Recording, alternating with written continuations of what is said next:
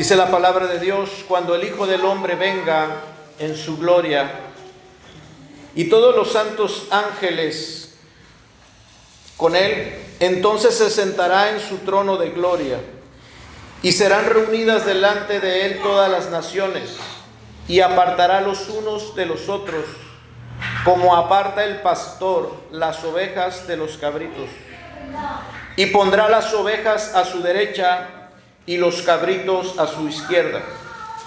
Entonces el rey dirá a los de su derecha: venid, benditos de mi Padre, heredad del reino preparado para vosotros desde la fundación del mundo. Porque tuve hambre y me distes de comer, tuve sed y me distes de beber, fui forastero y me recogisteis, estuve desnudo y me cubristeis, enfermo y me vestisteis, en la cárcel y vinisteis a mí. Entonces los justos responderán diciendo: Señor, ¿cuándo te vimos hambriento y te sustentamos, o sediento y te dimos de beber? ¿Y cuándo te vimos forastero y te recogimos, o desnudo y te cubrimos? ¿O cuando te vimos enfermo o en la cárcel y vinimos a ti?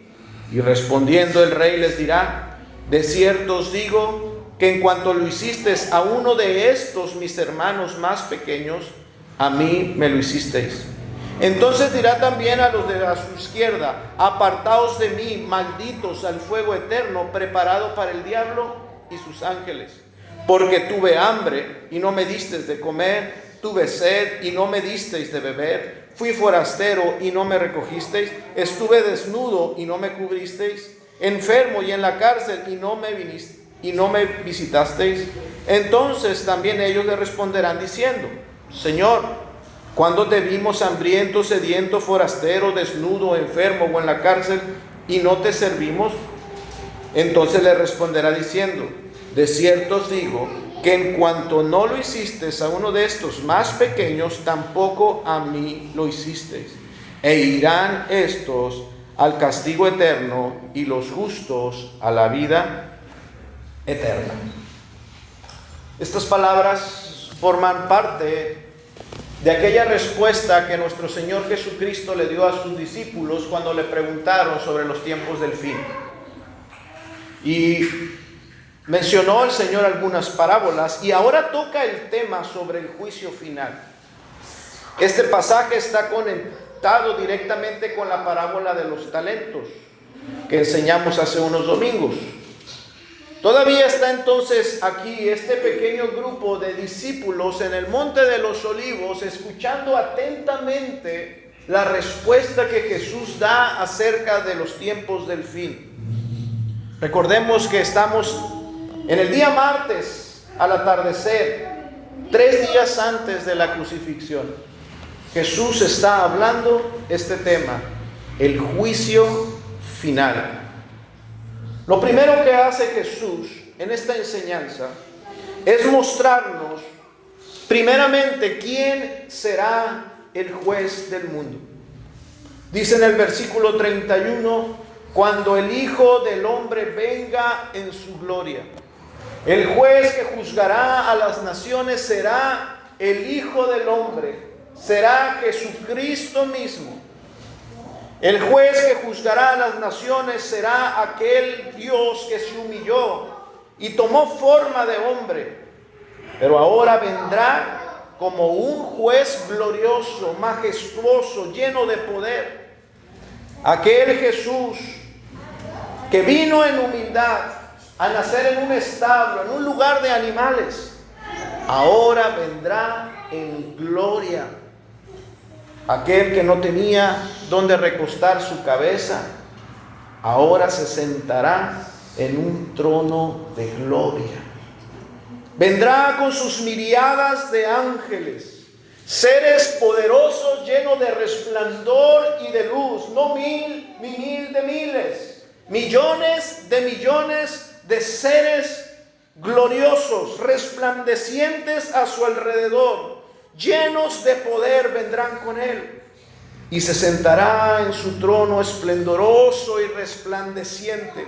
Un trono que va a reflejar externamente la gloria interna de ese hombre que se sentará ahí va a reflejar los atributos gloriosos de Jesús.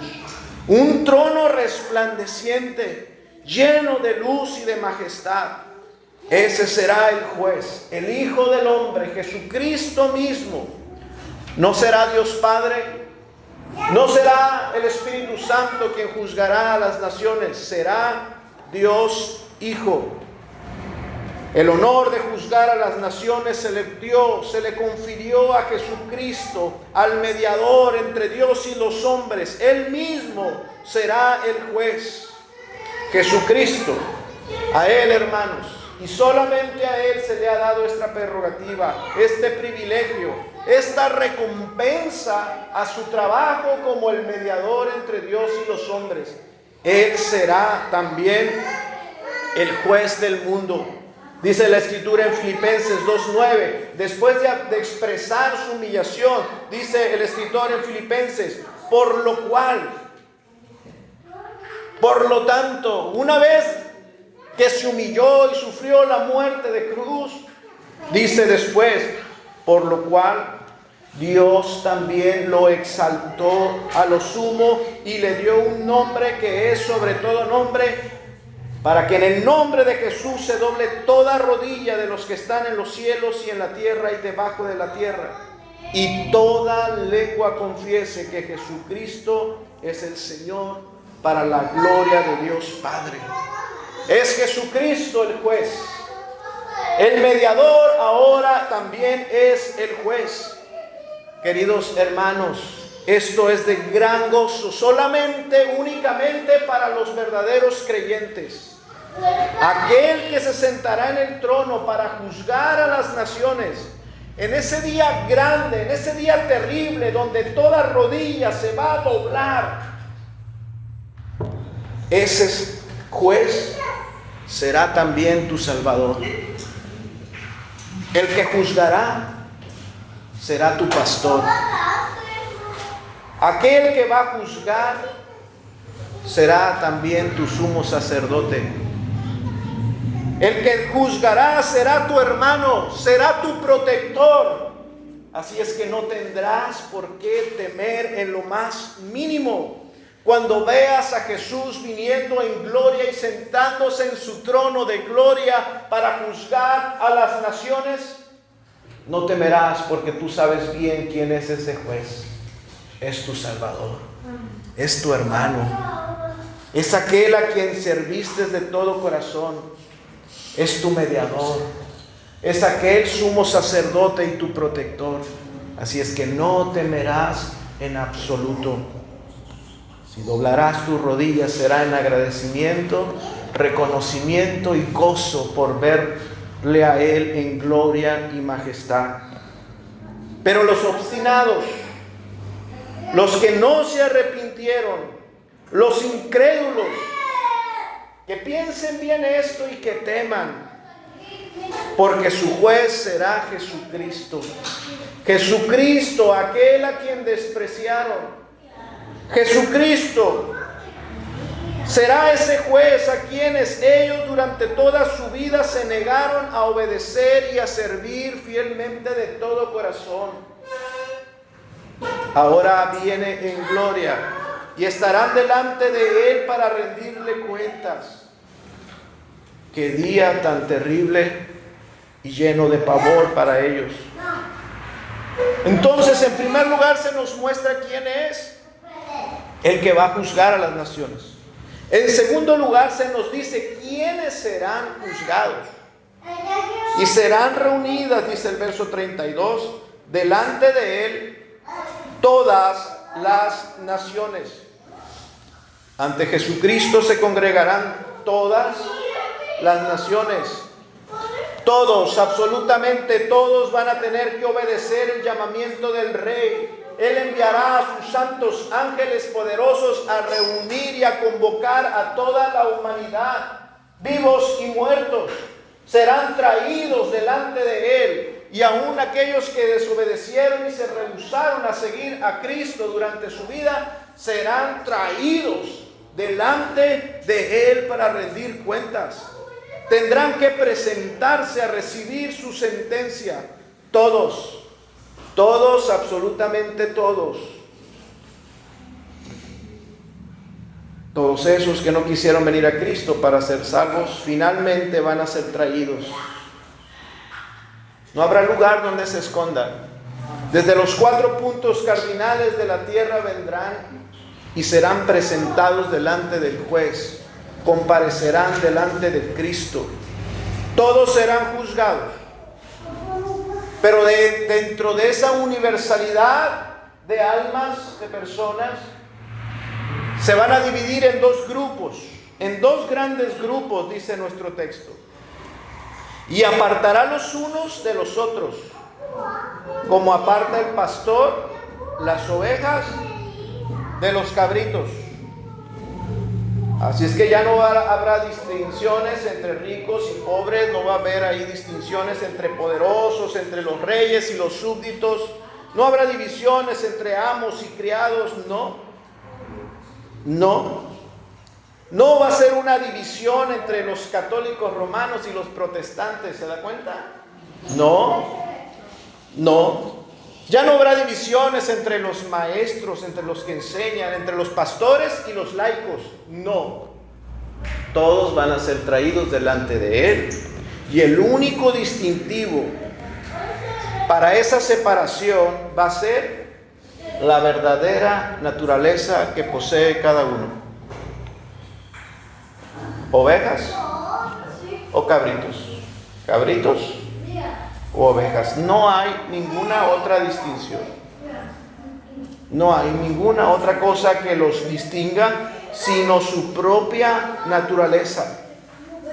Las cabras, queridos hermanos, son famosas por su carácter. Ellas tienen un carácter rebelde, son muy inquietas, astutas y les gusta ser independientes. Son muy resistentes, son muy fuertes. Ellas pueden vivir fácilmente en la intemperie. Ellas saben cómo resistir a las inclemencias del tiempo, del clima. Así son las cabras. Si no tienen pastor, no importa. Ellas se alimentan por sí mismas. No necesitan ser alimentadas. Ellas mismas buscan las plantas silvestres y sobreviven. Su característica física de las cabras es que sus patas son muy grandes, son fuertes. Sus piernas son largas y ágiles y también muy fuertes. Las cabras pueden trepar fácilmente las montañas. Son escurridizas, tienen mucha fuerza en sus patas y les gusta treparse entre las rocas y trepar los cerros. Por eso les gusta vivir libres en las zonas montañosas. Son muy inquietas.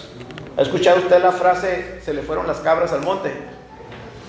Porque una característica de la cabra es que es rebelde y arranca para donde quiera, y brinca y salta, y es así. Cuando se sienten amenazadas las cabras, se ponen agresivas y atacan. Tienen unos cuernos y atacan cuando se sienten amenazadas.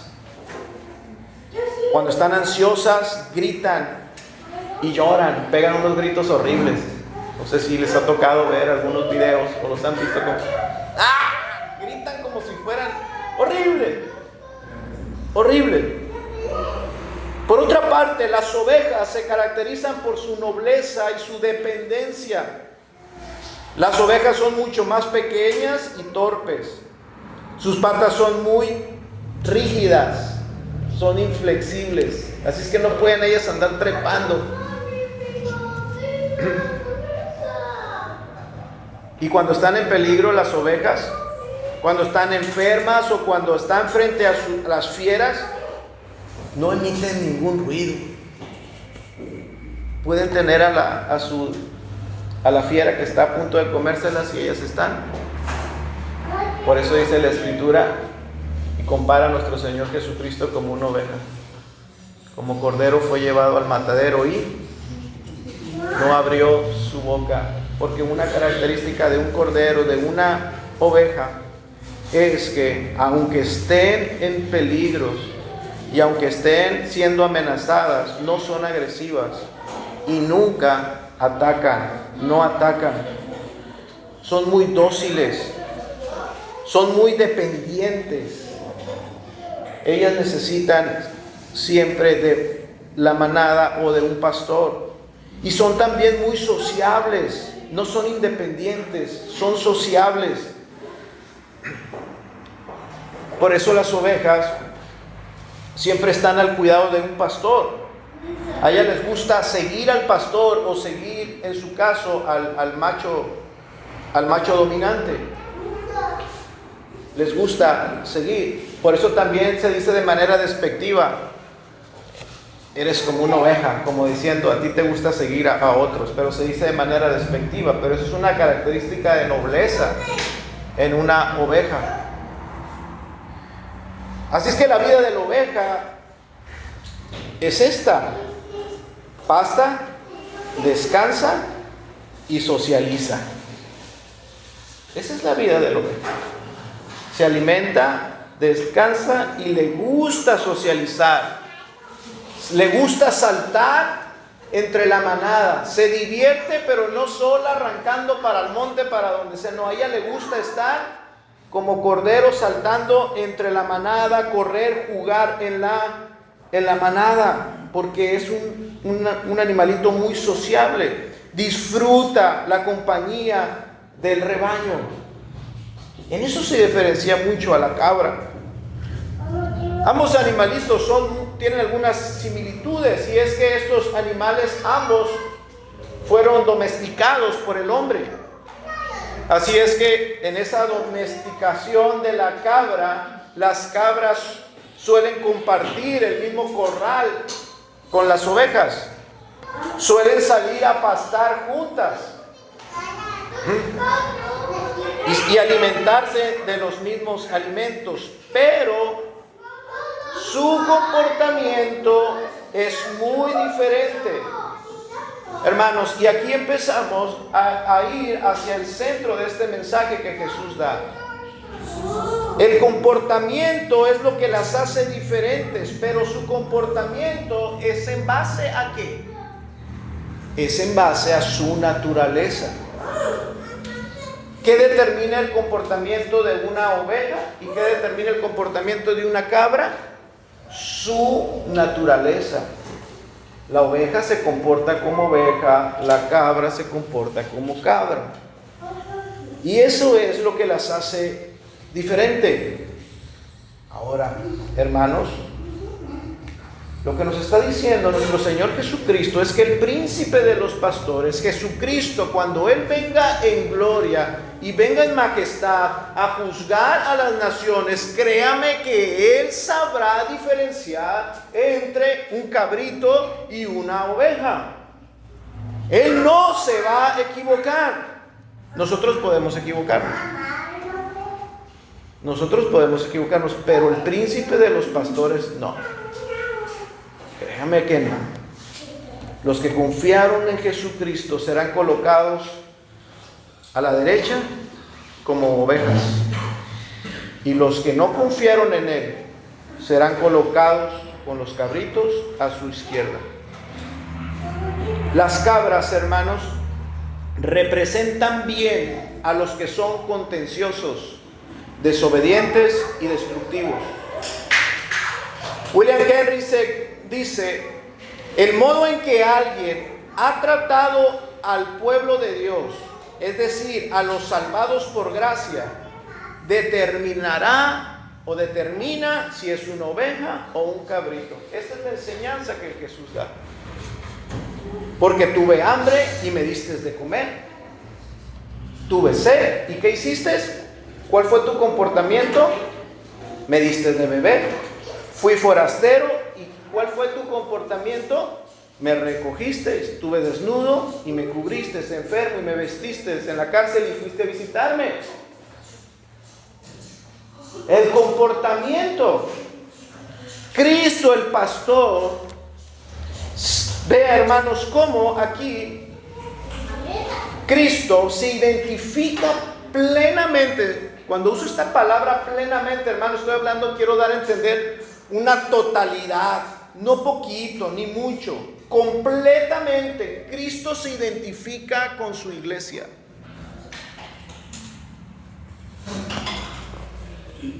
Cristo y su iglesia es algo inseparable.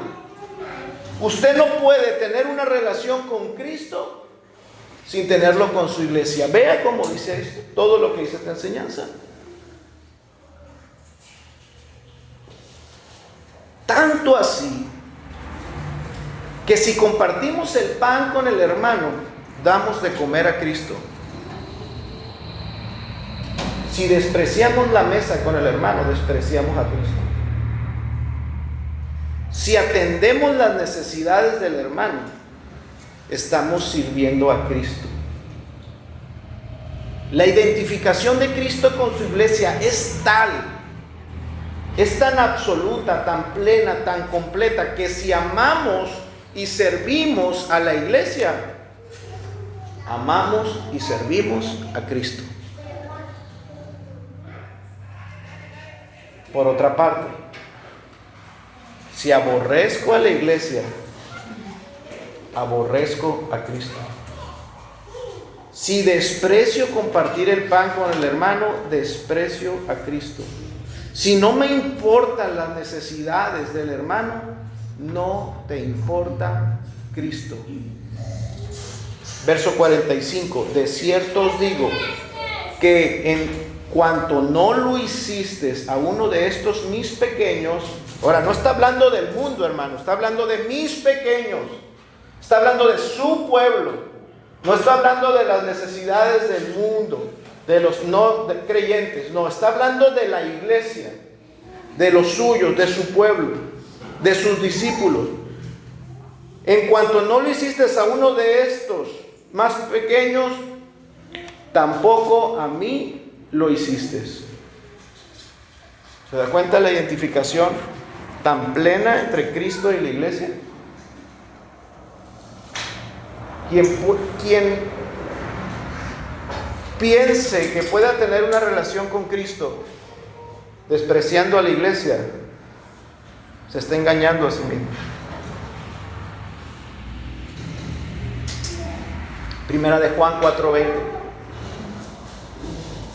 Dice el apóstol Juan a la iglesia del Señor: si alguno dice, yo amo a Dios, fíjese, si alguno dice con sus palabras, porque una cosa es decir y otra cosa es la verdad, la conducta, lo que se hace. Si alguno dice, yo amo a Dios y aborrece a su hermano, es decir, con sus palabras dice una cosa, pero con sus conductas demuestra otra, demuestra lo contrario, ¿qué dice? Es mentiroso. Pues el que no ama a su hermano, a quien ha visto, ¿cómo puede amar a Dios a quien no lo ha visto? Aquí. La enseñanza apostólica es la misma que Jesús enseñó. Hay una identificación plena entre Cristo y la iglesia. No puedes decir que amas a Dios y aborreces a tu hermano. Eres un mentiroso. Y luego dice el verso 21, y nosotros tenemos este mandamiento de Él. ¿A quién le habla? A la iglesia. El que ama a Dios, ame también ¿a quién? A su hermano. Ahora, hermano, no saque de contexto este pasaje, pensando que aquí nos está hablando de los hermanos carnales, que son incrédulos. Tú tienes una familia incrédula, ellos te van a hacer la vida imposible, te odian, te aborrecen porque eres cristiano. Aquí no está hablando de eso, no está hablando de ese hermano, está hablando a la iglesia y a los hermanos de la fe. Así es que no pienses que las relaciones familiares con los incrédulos deben de ser perfectas, que eso es lo que está enseñando Juan aquí. No saques de contexto eso. Ellos nos aborrecen, por lo tanto aborrecen a Cristo. Ahora nosotros les amaremos, pero no los vamos a amar justificando su pecado. Los vamos a amar con la esperanza de una conversión, y nuestras relaciones, por supuesto, no pueden ser perfectas. Pero en la iglesia Pero las relaciones entre hermanos, aquel que si alguno dice ser nuestro hermano en la fe, es lo que está diciendo el apóstol Juan. Si alguno dice ser nuestro hermano en la fe, nos saluda y nos dice: Dios te bendiga, hermano.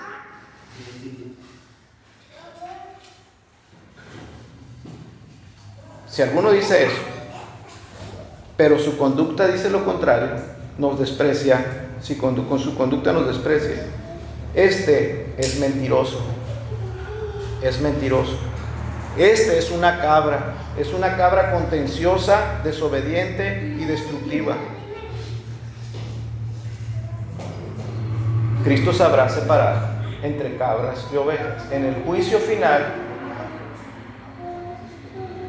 habrá una separación y será de acuerdo a la naturaleza de cada uno. Naturaleza que es evidente en la conducta que tuvo hacia la iglesia.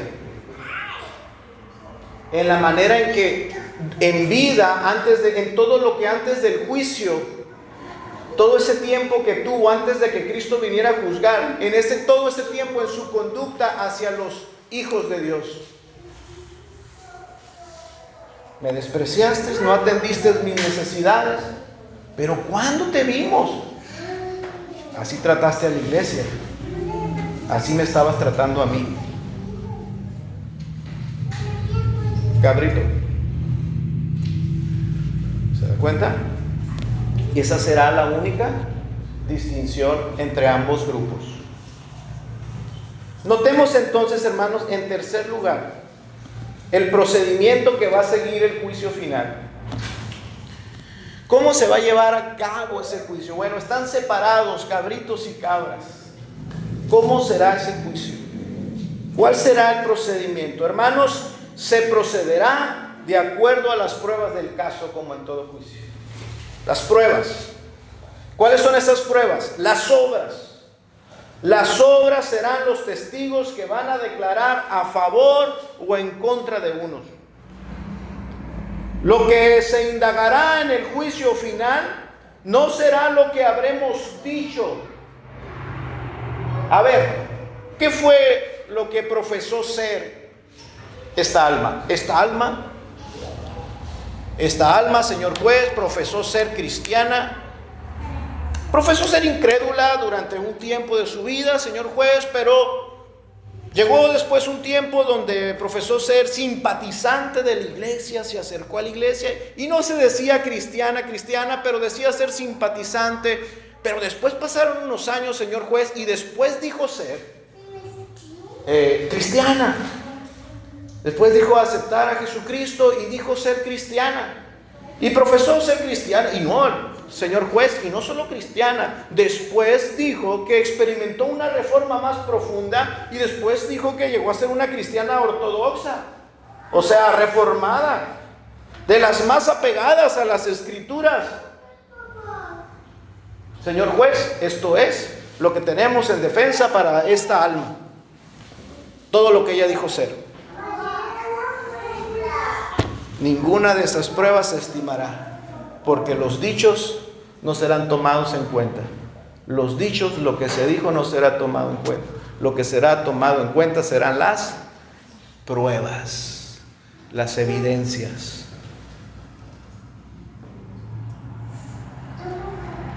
Lo que hicimos, ahí se va a examinar lo que hicimos, no lo que profesamos, lo que practicamos. No lo que dijimos creer, sino lo que practicamos. Hermanos, no se confundan. No estoy enseñando que las obras nos van a justificar. No. Es cierto que nuestras obras no pueden justificarnos, porque dice la Escritura que somos justificados por la fe sin las obras de la ley. Pero que nadie se engañe. En la mañana estábamos hablando de esto, ¿verdad? Sobre el propósito de la ley. Que nadie se engañe, ni tampoco intente engañar a su prójimo, porque nunca van a poder engañar a Dios. La prueba de una fe sincera es nuestra conducta. Ovejas o cabritos. Conducta de oveja rebelde ingobernable o conducta de oveja sumisa y obediente. Conductas. Dice Santiago 2:17, la fe si no tuviere obras es muerta en sí misma. La fe que no tiene obras no es fe. La verdadera fe en Jesucristo va a producir una conducta de acorde a aquella conducta que demostró Cristo. Ahora, hermanos, cuando pensamos en las ovejas y en las cabras, que con frecuencia, como les mencionaba, se mezclan, cuando el pastor llama a las ovejas, las cabras no responden. Hay unos videos tan impresionantes de la conducta de las ovejas, cómo las ovejas pueden estar pastando en lugares tan amplios y el pastor hace un leve silbido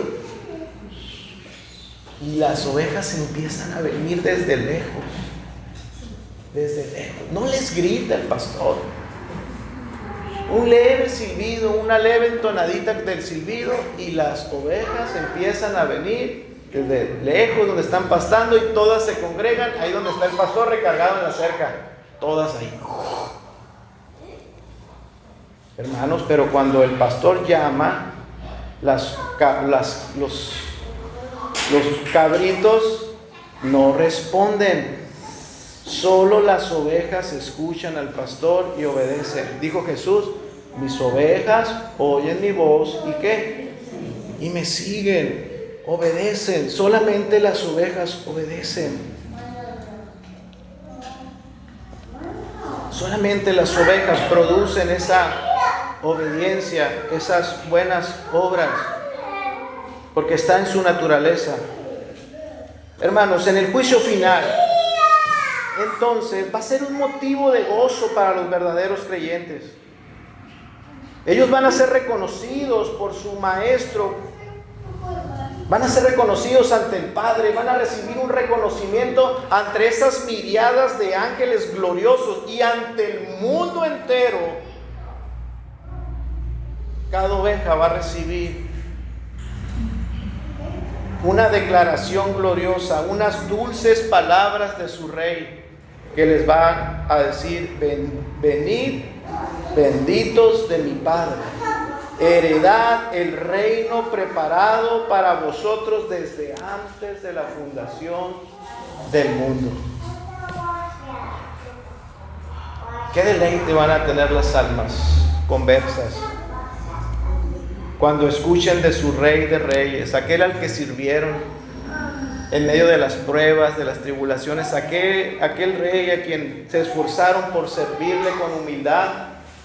Finalmente decir esto, hermanos: ustedes son benditos de mi Padre. Aquí está el reino que había sido preparado para ustedes desde antes de la fundación del mundo. Pero ese mismo acontecimiento va a ser muy distinto. Va a causar mucha turbación en los que fueron obstinados al Evangelio. Ellos van a ser desechados. Van a ser desechados por el jefe de la iglesia, por el jefe supremo, por la cabeza que es Cristo, la cabeza de la iglesia. Se van a enfrentar a Él y van a ser desechados ante la mirada de todos los ángeles, ante la mirada de Dios Padre, ante la mirada de todo el mundo congregado. Van a escuchar las palabras terribles del juez: apartaos de mí, malditos, al fuego eterno preparado para el diablo y sus ángeles.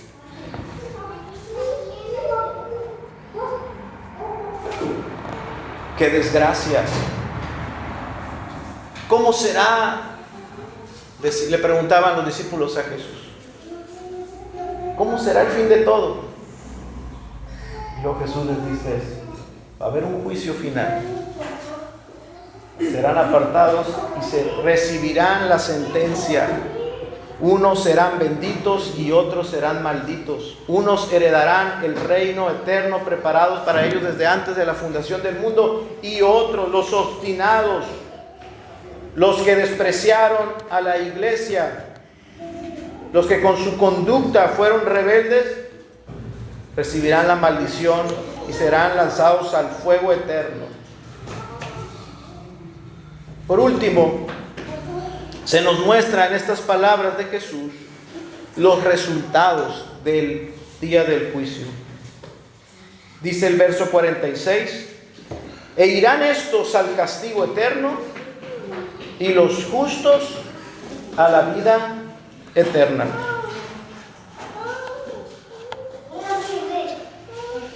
Siempre que meditamos en la inmortalidad del alma, hermanos, el corazón debe de agitarse al menos un poco.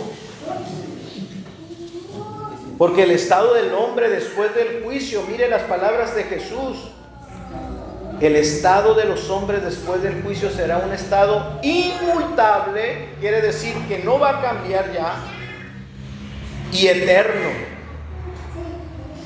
que va a permanecer por la eternidad así.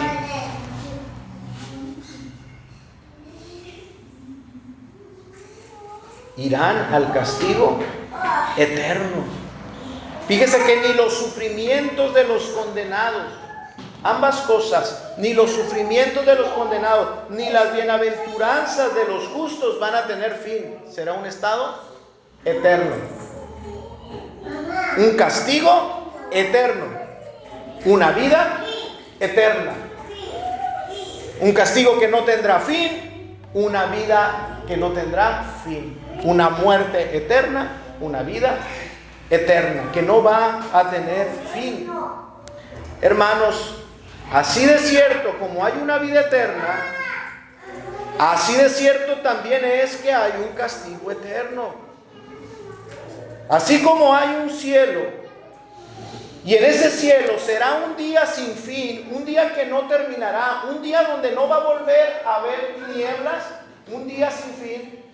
El infierno será tinieblas, oscuridad perpetua por la eternidad. Ni una pequeña chispa de luz. Jamás. Jamás, jamás. Una noche sin fin. Así será el estado de las almas que sean condenadas. Hermanos, ¿quién podría describir la felicidad de ustedes en ese día? No hay comparación. Nunca habremos sido tan felices, tan dichosos como cuando el Señor aparezca en gloria y se siente en su trono para juzgar a las naciones. Nunca jamás habremos sido tan felices. Imagínense un descanso eterno. Por fin un descanso eterno. Después de tantos combates, después de tantos conflictos, por fin un descanso que no va a tener fin. Usted nunca habrá experimentado una felicidad tan grande. Imagine esa sociedad eterna en la que vamos a estar. La sociedad de los santos.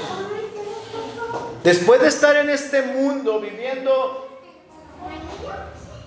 con impíos, luchando con este mundo perverso, con personas que se oponen a Cristo y se oponen a nosotros, después de toda esta vida luchando con el mundo, vamos a estar en una sociedad de santos. Una sociedad de santos. ¡Qué descanso! ¡Qué gozo! La mayoría de nuestros pesares, de nuestros dolores son con personas impías.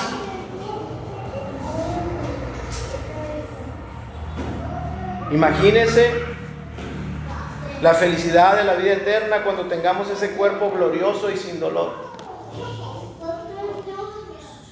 Después de en esta vida haber experimentado enfermedades, flaquezas, aquellos que tienen enfermedades crónicas o que siempre estuvieron luchando, ¿verdad? Batallando. Por fin un cuerpo glorioso que no va a sentir el dolor, jamás.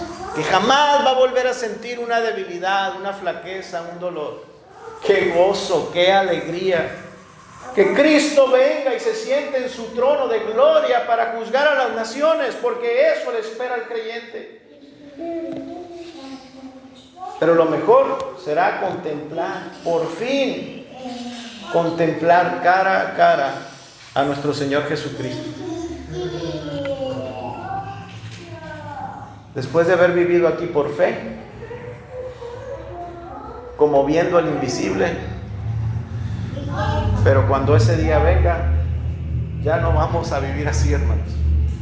Ya no vamos a estar como viendo al invisible. Veremos a Jesucristo cara a cara. Por fin le conoceremos. Qué gozo, qué dicha. Que los creyentes digan: ven, Señor, ven, ven, ven. Siéntate en tu trono de gloria. Porque ese día será un día glorioso.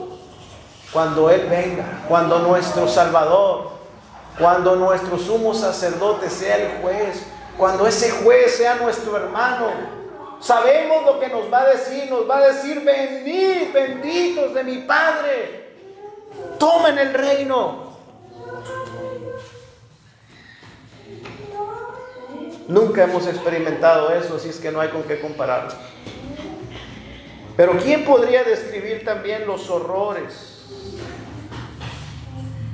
de esas penas eternas que van a sufrir los condenados? Son horrores indescriptibles, que tampoco tienen ninguna comparación. Ellos van a padecer sin tregua en el cuerpo. Van a estar en condenación eterna, con un aguijón constante en sus conciencias, acusándolos como culpables durante toda la eternidad. Van a extrañar lo que aquí aborrecían. Aquí aborrecían a los santos. Aquí aborrecían a la iglesia. Aquí aborrecían a cualquier gracia que reflejara a Cristo. Pero cuando estén en las más profundas tinieblas, la compañía, la única compañía que tendrán es de otros seres, otras almas malvadas. Ella, su única compañía que van a disfrutar en la eternidad, en el infierno, será la compañía de otras almas perversas. Van a tener la compañía del diablo y van a tener la compañía de sus demonios por la eternidad. Van a extrañar esos rasgos de bondad, de calidez que reflejaban los cristianos. Lo van a anhelar, como aquel hombre anhelaba tan solo una gota que cayera en su lengua cuando estaba en el infierno. Ellos van a anhelar así un pequeño momento de la compañía de algún ser santo, de algún hijo de Dios, pero nunca, jamás la tendrán. Tendrán ese recuerdo imborrable de no haber aprovechado las muchas oportunidades que tuvieron de arrepentirse, y se estarán lamentando por no haberlas aprovechado. Hermanos, quiero culminar con esto. Hagámonos esta pregunta de la manera más sincera posible. ¿En qué lado es más probable que estemos cuando Jesucristo venga a juzgar a las naciones? ¿En qué lado es más probable que estés? ¿A su derecha o a su izquierda? Si tienes alguna duda, si ves tu conducta, si crees que lo que Dios va a voltear a ver y lo que se va a presentar delante del juez es tu conducta, ¿saldrás reflejando la conducta de una oveja? ¿O tus pruebas declararán en contra tuya y te exhibirán como un rebelde, como un contencioso, como un destructor, como una cabra. Porque el día de la salvación todavía es hoy. Porque todavía hay gracia.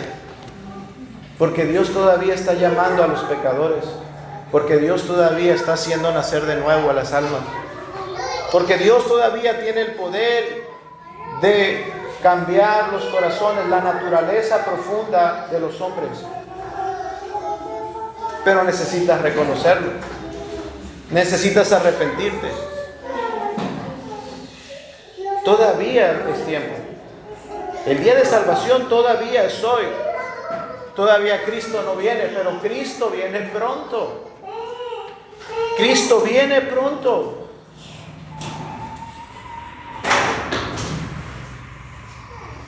Yo espero que la gracia de nuestro Señor nos alcance a todos. No hay pecado tan grande que Cristo no pueda perdonar. El único pecado que no puede perdonar es aquel que no se confiesa. Ese es el único que no se puede perdonar, aquel que no se confiesa. Pero el corazón contrito y humillado, el Señor no desprecia jamás. Y la promesa de aquel que tiene aquel que viene humillado es que Dios le promete darle un corazón nuevo. Esa es la promesa del pacto de Dios. Darte una nueva naturaleza para que empieces a producir un carácter de acuerdo a esa nueva naturaleza. Primero lo primero. Si estamos carentes de esas evidencias, hermanos, fomentémosla. Esforcémonos para glorificar a Dios en esas obras, en esas buenas obras que Él ya preparó para que andemos en ellas. Vamos a orar.